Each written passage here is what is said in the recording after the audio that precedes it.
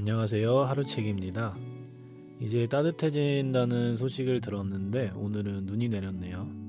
그걸 핑계로 운동을 안 갔는데 여러분들은 어떻게 이 추운 날 운동도 열심히 하시고 좀 감기 안 걸리게 건강을 잘 챙기고 있으신지 궁금하네요. 네, 저번 영상에 이어서 결혼 여름을 본격적으로 읽어보도록 할게요.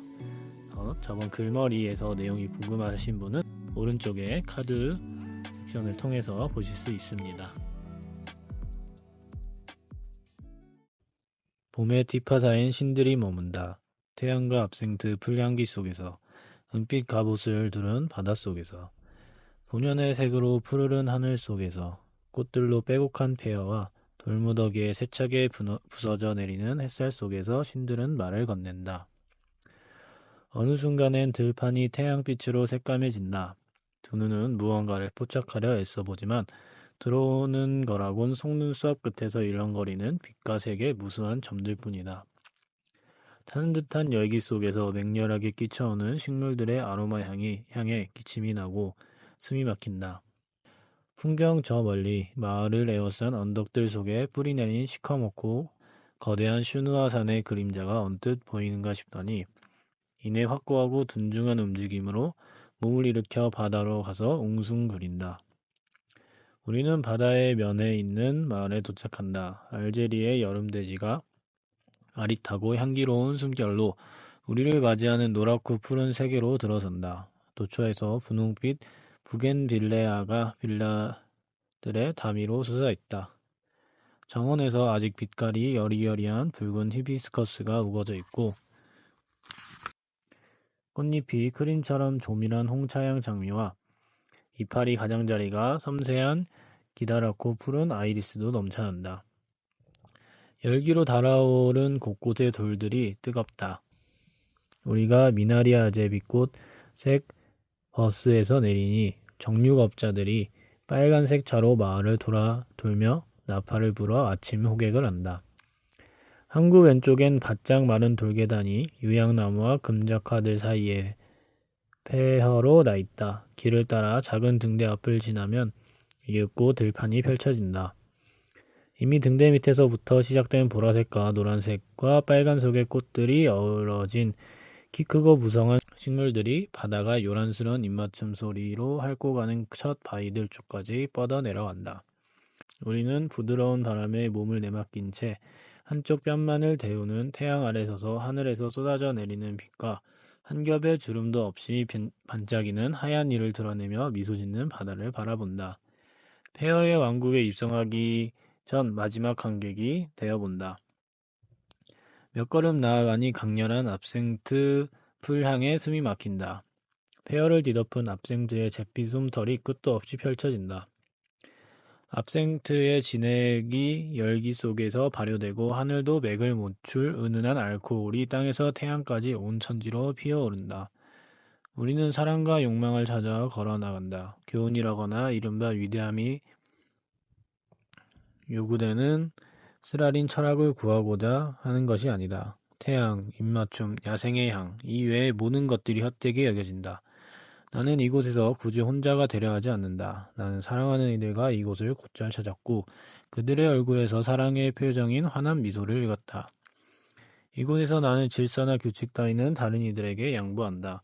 나를 온통 사로잡는 건 자연과 바다의 거칠 것 없는 방종이다. 폐허와 봄의 혼례 속에서 폐허는 다시 돌이 되고 인간의 손길로 인한 밤드러움을 버린 채 자연으로 되돌아간다. 이 해픈 자식들의 귀환을 위해 자연도 해프게 아낌없이 꽃을 피운다. 광장의 푸석들 틈으로 헬리오트로프 꽃이 하얗고 동그란 머리를 삐쭉 내밀고 빨간색 제라늄들은 예전의 집이었고 사원이었고 광장이었던 곳들의 붉은 피를 흩뿌린다. 숱한 지식을 쌓은 끝에 결국 신에게로 되돌아간 사람들처럼 숱한 세월을 거친 폐허는 결국 그들의 어머니의 집으로 되돌아온다. 오늘 마침내 과거가 폐허를 떠났고 이제 폐허는 주어진 만물의 중심으로 자신을 이끄는 이 심원한 힘 외에 어떤 것에도 흔들리지 않는다. 압생트 풀들을 으스러뜨리며 폐허를 어루만지며 호흡을 세게 요동치는 숨결에 맞추려 애쓰며 몇 시간을 걸었던가.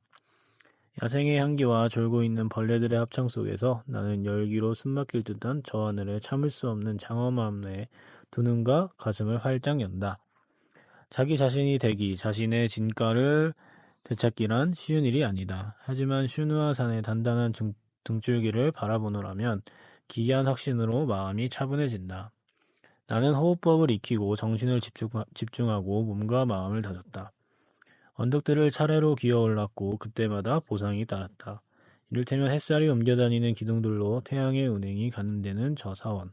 그곳에선 마을 전체가 마을의 하얀색과 분홍색 벽들이며 초록색 베란다들이 조망된다. 또한 동쪽의 언덕에 대성당도 있다.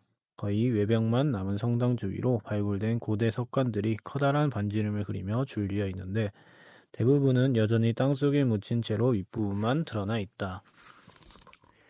있을 뿐이다. 예전엔 시체들이 누워 있었지만 지금은 셀비어와 향꽃무들이 자라났다. 생트살자 대성당은 기독교 사원이지만 숭숭 뚫린 벽틈으로 안을 들여다볼 때마다 우리에게 전해지는 건 세계의 멜로디뿐이다. 소나무며 실편백 나무들이 서 있는 언덕, 혹은 20m 남짓거리에서 철썩거리는 날뛰는 흰개들 같은 하얀 포만의 바다 말이다. 생트살자 성당을 떠받치고 있는 언덕은 봉우리가 평평해서 성당의 주량들 사이로 바람이 넉넉히 분다. 아침 햇살 아래 커다란 행복이 공간 속을 유영한다. 정작 딱한 이들은 신화를 필요로 하는 이들이다. 이곳에서 신들은 침대 역할을 하거나 하루의 흐름을 알리는 지표로 쓰일 뿐이다. 이건 빨갛고 저건 푸르고 또 저건 초록색이구나. 이건 바다, 산, 꽃들이구나. 나는 본대로 묘사하고 말한다. 내가 유향나무 열매를 코에 대고 터뜨리기를 좋아한다고 말하기 위해 굳이 디오니소스까지 동원할 필요가 있을까? 이 땅에 살아서 이 모든 것을 본 이들은 행복하여라. 나중에 내가 자유롭게 떠올릴 이 오래된 창가 또한 데메트르에게 비친 것일까? 본다는 것, 이 땅에서 본다는 것, 이 교훈을 얻지 있겠는가? 엘르시우스의 신비의 의식에서도 그저 관찰하는 것으로 충분했다. 이곳에조차 나는 절대로 세계에 충분히 다가가지 못하리라는 것을 안다. 그러니 발가벗고 바다에 뛰어들어야 한다. 하지만 내 몸은 흠씬 배어있는 대지의 진흙향을 바닷물에 씻어 땅과 바다가 그토록 오랫동안 입술과 입술을 맞대고 열망해온 포옹에 내 살갗에서 이루어져야 한다. 물속에 들어가면 우선 오싹오싹한 한기와 함께 밑에서 솟구치며 온몸에 들러붙는 차갑고 먹먹한 기운에 사로잡힌다. 이어서 자맥질, 귀가 윙윙거리고 콧물이 흐르고 입이 쓰고 수영, 물에 젖어 번들거리는 두 팔 바닷물 밖으로 나와 태양에 그을리는가 하면 전신 근육의 뒤틀림 속에서 접히고 펼쳐지는 두 팔, 몸을 타고 미끄러져 내리는 물, 두 다리를 와락 점령하는 물결, 눈앞이 아득해 온다. 해안에 이르면 모래 위로 풀썩 무너져 내린다. 그렇게 세상에 내맡겨져 살과 뼈의 중력을 되찾고 태양빛에 멍해진 채 이따금 두 팔에 눈길을 준다. 아직 물이 흘러내리는 사이로 물기가 거친 피부 표면에 금빛 솜털과 소금기가 보인다. 나는 이곳에서 영광이 무엇인지 깨닫는다. 그것은 무제한으로 사랑을 권리이다. 이 세상은 사랑이 오직 하나뿐이다. 여인의 몸을 부둥켜 안는 것, 그 또한 하늘에서 바다로 내려가는 그 기이한 기쁨을 자신의 몸에 새기는 행위다. 잠시 후 압생트 풀밭에 몸을 던져 그 향이 몸이 배게 할 때 나는 모든 편견에 맞서 진리를 실현하고 있음을 깨닫게 되리라. 그 진리는 태양의 진리이고 또한 내 죽음의 진리일 것이다. 어떤 의미로는 내가 지금 내거는 건 다름 아닌 내 삶이다. 뜨거운 돌의 맛이 나는 삶, 바다의 숨결과 지금 울기 시작하는 매미들로 가득한 삶. 미풍은 상쾌하고 하늘은 푸르다. 나는 끊임없이 이 삶을 사랑하며 이 삶에 대한 자유로이 이야기하고 싶다. 이 삶은 나의 인간 조건에 대해 자부심이 들게 한다. 하지만 흔히 들어왔던 말이 있다. 자랑할 게 뭐가 있어? 아니, 자랑할 것이 있다. 이 태양, 이 바다, 청춘으로 끌어오르는 내 심장, 소금 맛이 나는 내 몸, 노란색과 파란색 속에서 부드러움과 영광이 교차하는 이 광활한 배경. 이것들을 정복하기 위해 내 힘과 능력을 다해야 한다. 이곳의 모든 것이 나를 본연의 나 자신으로 내버려둔다. 나는 나의 어떤 부분도 포기하지 않고 어떤 가면도 쓰지 않는다. 세상의 온갖 자체수를 못지않은 생활의 기술을 다만 끈기 있게 익히게 하면 되는 것이다. 정오가 조금 못된 시각, 우리는 폐허를 거쳐 항구 근처의 작은 카페로 들어오곤 했다. 태양과 색채의 심벌즈가 머릿속에 울려 퍼질 때 그늘이 짙게 깔린 홀과 초록색 아이스 민트티 큰 컵으로 한 잔이란 얼마나 상쾌한 환영법인지. 밖은 바다, 그리고 먼지 자욱한 뜨거운 길이다. 나는 테이블에 앉아 깜빡거리는 속눈썹 사이로 백열의 하늘이 내뿜는 오색 영롱함을 포착하려 해본다.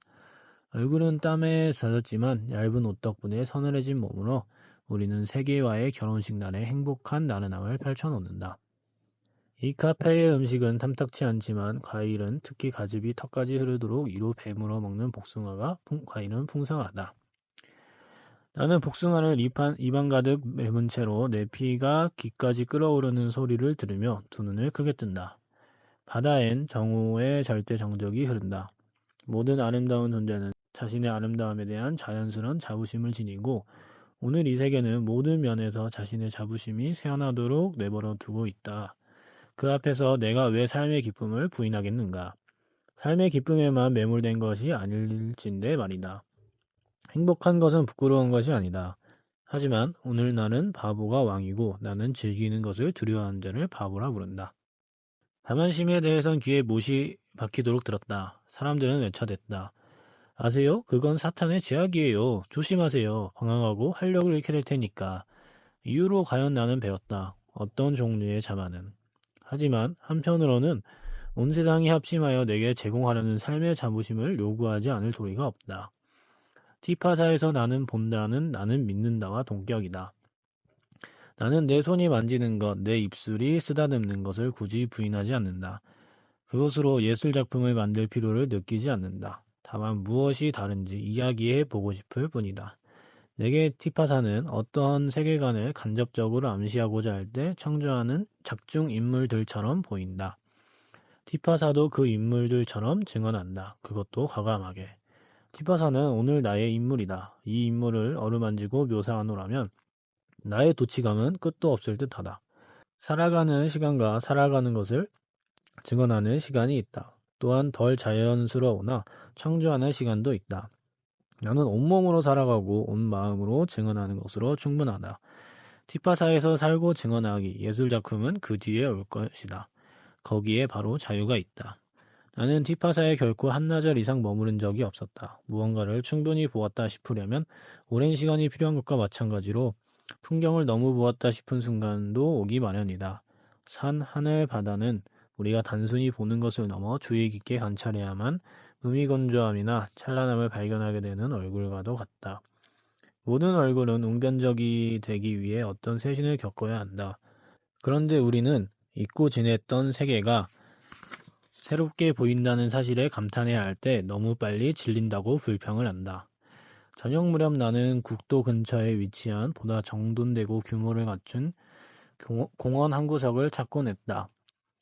각종 향기와 태양의 소용돌이에 빠져나와 이제는 신선해진 저녁 공기 속에서 정신은 차분해졌고 이완된 몸은 충족된 사랑에 비롯된 내면의 침묵을 의미하고 있었다. 나는 벤치에 앉았고 저물어가는 해와 함께 둥글게 사그라드는 들판을 바라보았다. 나는 충족되었다. 머리 위로 석류나무 한 그루가 모든 봄의 희망을 움켜쥔 작은 주먹처럼 꼭 닫힌 줄무늬 꽃봉오리들을 늘어뜨리고 있었다. 뒤로는 로즈마리가 피어있는 듯 했는데 나는 그것들의 알코올 향만을 느낄 뿐이었다. 나무들이 언덕들을 액자처럼 에워싸며 테두리를 쳤고 더 멀리 바다끝 지평선 위의 하늘은 고장난 돛담배처럼 더없이 부드럽게 휴식하고 있었다. 가슴에 기이한 기쁨이 밀려들었다. 고요한 정신에 비롯되는 바로 그 기쁨이. 배우들이 배역을 훌륭히 완수했을 때 느끼는 감정이 있다. 더 정확히는 그들의 몸짓과 그들이 그려내는 이상적인 인물의 몸짓을 일치시켰을 때 어떤 의미로는 사전에 계획된 그림 속으로 들어가 그 즉시 인물의 생명을 불어넣고 살아 숨쉬게 했을 때 느끼는 감정 말이다. 정확히 내가 느꼈던 감정이었다. 나는 내 배역을 훌륭히 수행했다. 인간이라는 내 직업을 완수했다. 내게는 하루 종일 기쁨을 누린 것이 특별한 성취라기보다는 어떤 경우엔 행복해야 할 의무가 부과된 우리 인간 조건의 감동적인 완수로 여겨졌다. 이후에 고독이 찾아들었으나 이번엔 만족감 속의 고독이었다. 이제 나무들은 새들로 가득했다. 대지는 어둠에 빠져들기 전에 천천히 숨을 내쉬었다. 잠시 후 첫 별과 함께 세상의 무대 위로 밤이 등장할 것이다. 반짝거리는 한낮의 신들은 일상적인 죽음으로 되돌아가리라. 하지만 또 다른 신들이 찾아올 것이다. 더 짙은 어둠을 위하여. 하지만 그들의 황폐한 얼굴도 대지의 심장에서 탄생하리라. 적어도 이 순간에는 황금빛 꽃가루가 덩실거리는 저 너머를 통해 모래 위로 끊임없이 밀려오기를 반복하는 파도가 보였다. 바다, 들판, 침묵, 이 대지의 내음, 이 모든 향기로운 생명이 내 몸을 채웠고 나는 이미 황금빛으로 익은 이 세 개의 과일을 베물고서 입술을 따라 흐르는 달콤하고 강렬한 과즙이 느껴지는 것에 감격해 마지 않았다. 아니 중요한 건 나도 이 세계도 아니고 바로 이 세계로부터 내게 사랑을 싹 틔우는 일치와 침묵이었다. 나는 나만을 위한 사랑을 요구할 만큼 약하지 않았다. 태양과 바다에서 태어난 흥미롭고 활기찬 종족. 단순함에서 위대함을 길어 올리며 바닷가에 서서 하늘에 눈부신 미소에 동조의 미소를 지어 보이는 종족 전체와 사랑을 나눌 의식과 자부심이 있으니 말이다. 네, 오늘은 티파사에서의 결혼을 읽어봤습니다. 에세이 제목이 결혼이라서 우리가 흔하게 생각하는 그런 이제 남녀가 사랑하고 나서 사랑을 해서 이뤄지는 그런 결혼에 대한 거에 대해 쓴 줄 알았는데 그게 아니더라고요. 알베르 카미가 이제 휴식차 저희 티파사에 가서 본인이 보고 느끼고 휴식을 하면서 채워졌던 안정감과 행복감 이런 것들에 대해서 썼고 그 행복감이 되게 엄청나다 이런 얘기를 좀 담고 있습니다. 그래서 보면은 제가 그냥 티파사란다. 그 알베르 카미가 티파사라는 곳에 가서 본인이 보고 느낀 꽃들이나 뭐 그런 본 풍경이나 본인이 느낀 자연에 대해서 되게 아름답게 묘사를 해놨거든요. 정말 제가 놀랐던 부분은 알베르 카미가 그 등산을 갔다가 이제 바다에 들어갑니다. 그 부분을 이제 땅과 바다의 입맞춤을 본인의 몸에서 하게 한다라고 이렇게 표현을 했는데 와, 그 부분이 진짜 되게 감명 깊었고 어떻게 이렇게까지 아름답게 표현을 할까라는 생각이 들게 하는 되게 그냥 뭔가를 꼭 느끼기보다도 내가 이런 휴식에 대해서 생각을 하기보다도 되게 그런 잘 쓴 글을 읽는 것 자체에서 좀 행복감이 오는 그런 책인 것 같습니다. 그래서 저도 이제 여름에 그렇게 가까운데 한 30분 정도 가면 바다가 있는데 저도 이렇게 바다 들어갔다가 이제 햇빛 말리면서 책도 보고 잠도 자고 막 이러고 오는데 그런 자연에서의 휴식이 되게 필요하다고 생각을 합니다. 지금 현대 사회를 살면서 저희가 도시 생활을 많이 하잖아요. 현대 사회는 도시라는 데가 편하긴 한데 자연과 많이 떨어져 있잖아요. 자연에서 주는 이제 안정감과 행복감이 또 있기 때문에 그런 것들을 이제 결혼이라고 좀 표현을 한 것 같아요. 그래서 여러분들도 시간이 된다면 자연과의 결혼을 계획해보는 걸 추천드리고요. 티파사에서의 결혼 부분을 읽고 아니면 직접 책을 이렇게 보셔서 이런 티파사의 결혼을 보시고 그래서 여러분들은 어떤 거를 느끼셨고 어떤 생각이 들으셨는지 댓글로 얘기를 나눠보면 재밌을 것 같아요. 좀 이렇게 댓글로 그런 생각들을 남겨주시길 바라고요. 여러분들도 여유가 된다면 도시를 떠나 자연과의 결혼을 계획해보는 걸 추천드리겠습니다. 그럼 다음 영상에서는 제밀라의 바람을 읽어보도록 하겠습니다. 오늘 영상은 여기까지고요. 다음 영상에서 뵙겠습니다.